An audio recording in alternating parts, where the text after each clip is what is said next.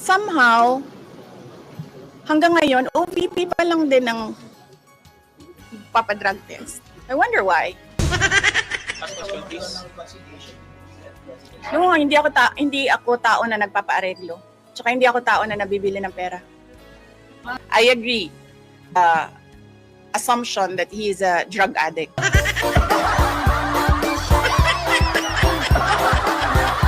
The diametric contrast and inaction are displayed when I have expressed in previous months threats to my person and the continuing threats to the lives of OVP personnel. Tossing the word assassin. Paki-check. May sinabi ba akong assassin doon? Wala. So nilalagay nila doon sa narrative nila, assassin. And nilalagay nila sa narrative nila, murder plot.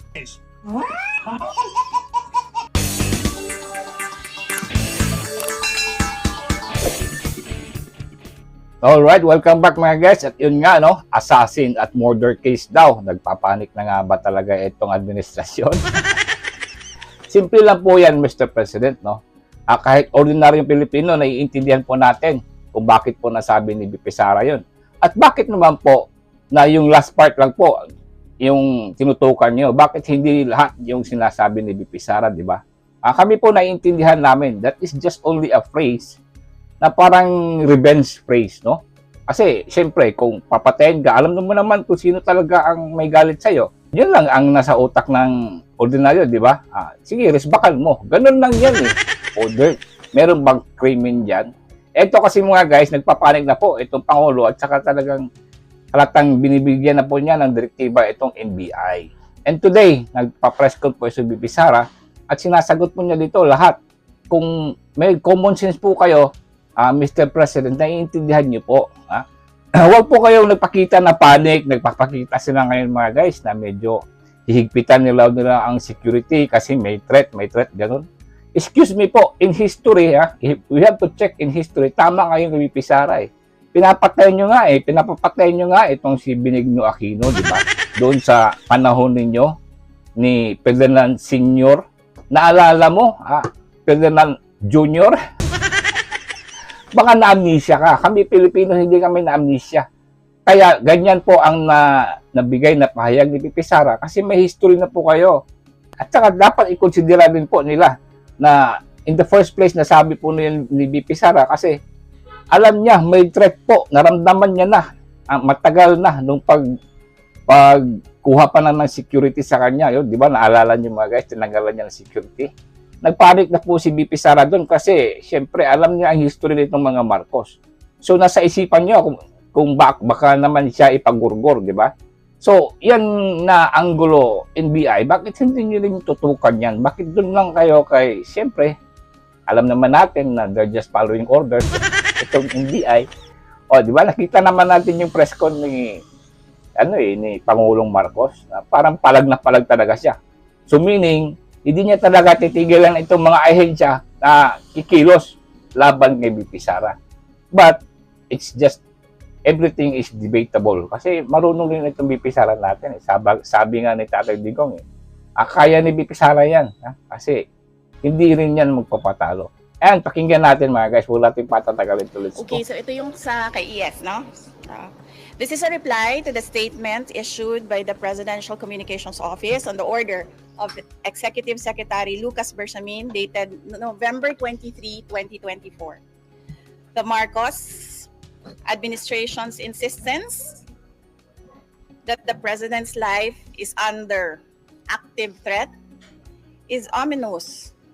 I raise this caution as the President and his sycophants aggressively sell a narrative based entirely on my statement, which is taken out of its logical context. Bakit hindi nila pinapalabas kung ano yung question ng media? Bakit hindi nila pinapalabas kung ano yung una kong sagot? Bakit ang pinapalabas lang nila is the last, 4 words of my entire statement? They are building a narrative, and I'll tell you kung anong playbook ito. There is absolutely no flesh on the bone.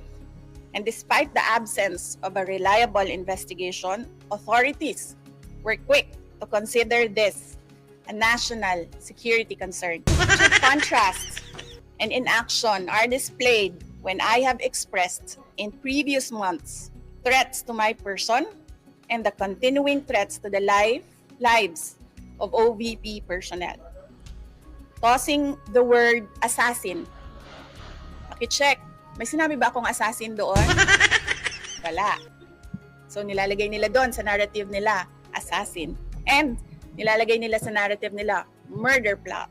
Into this issue, tossing the word assassin into this issue makes things even more terrifying for our country. And especially because I never used that term during my recent consternation against the Marcos administration's failure to serve the Filipinos while it masterfully persecutes political enemies. Common sense should be enough for us to understand and accept that a supposed conditional act of revenge does not constitute to an active threat. This is a plan without a flesh. Ganito ba ang kapasidad ng mga Pilipino na mag-isip? Diba? At wala silang pakialam dyan. Pero ako, nahihiya ako na ganito ang kapasidad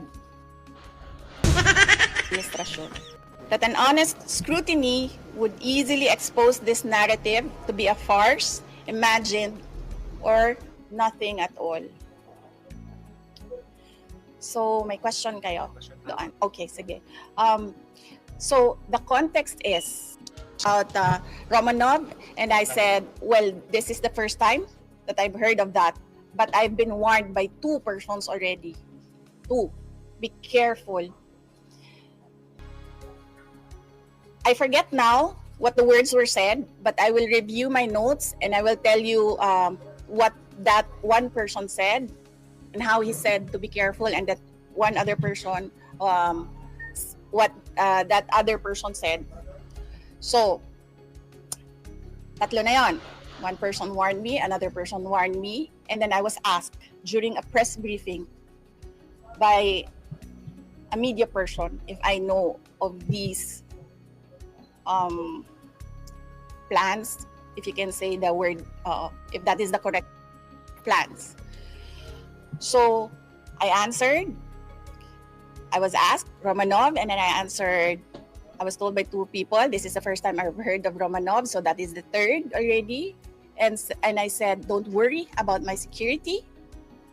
If they kill me, if I die, kapag pinatay ako, or kapag namatay ako, in the context of don't worry about my security. So this means pinatay ka. Diba? Kasi hindi ka naman mamamatay by heart attack in relation to your security. Diba? So, pag namatay ako, I already asked a person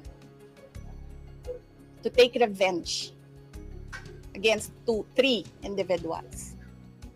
So, my question now to the administration, is revenge from the grave a crime?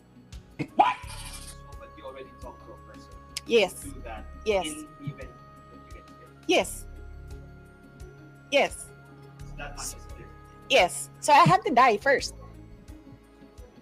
They have to kill me first. They have to kill me first. So now they can't kill me anymore. Unless they want to die. Diba? They oppress and suppress, and the people were getting angry, frustrated, and what did they do? They created a scenario that there is a national emergency. They set bombs to create a scenario that there is a national emergency, and then they assassinated their political enemy. So that's the playbook. We already saw that in history. So that is my proof. Pero by, Yes. based Ang hindi lang po nagawa ni Benigno Aquino Jr., kaya po hindi siya ano bang tawag yan? Revenge? Ano revenge? Nakaganti. Hindi siya nakaganti. Kasi hindi siya nagbilin. Diba? Kaya, hindi nakaganti si Benigno Aquino Jr. kasi hindi siya nagbilin. But you know, Benigno Aquino Jr. is not Sara Duterte. So, ibang tao din siya. Ibang tao din ako. Boom, tumpak. At hindi lang magkaiba, magkalayo-layo talaga ang diferensya itong si Bangag. Kasi itong si Sara nagpa-drug test na, itong si Bangag ayaw magpa-drug test. Ibang-iba talaga.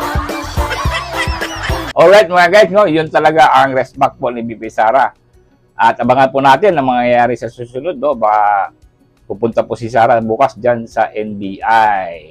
Alright, patuloy po tayong magbigay suporta dito sa ating Vice Presidente BP Sara, no? Kasi ang kalaban niya, itong buong administrasyon. O, taong bayan lang po ang kakampi ni BP Sara. Alright, thank you for watching mga guys. And again, don't forget to subscribe at mabuhay po ang maisog. Let's go.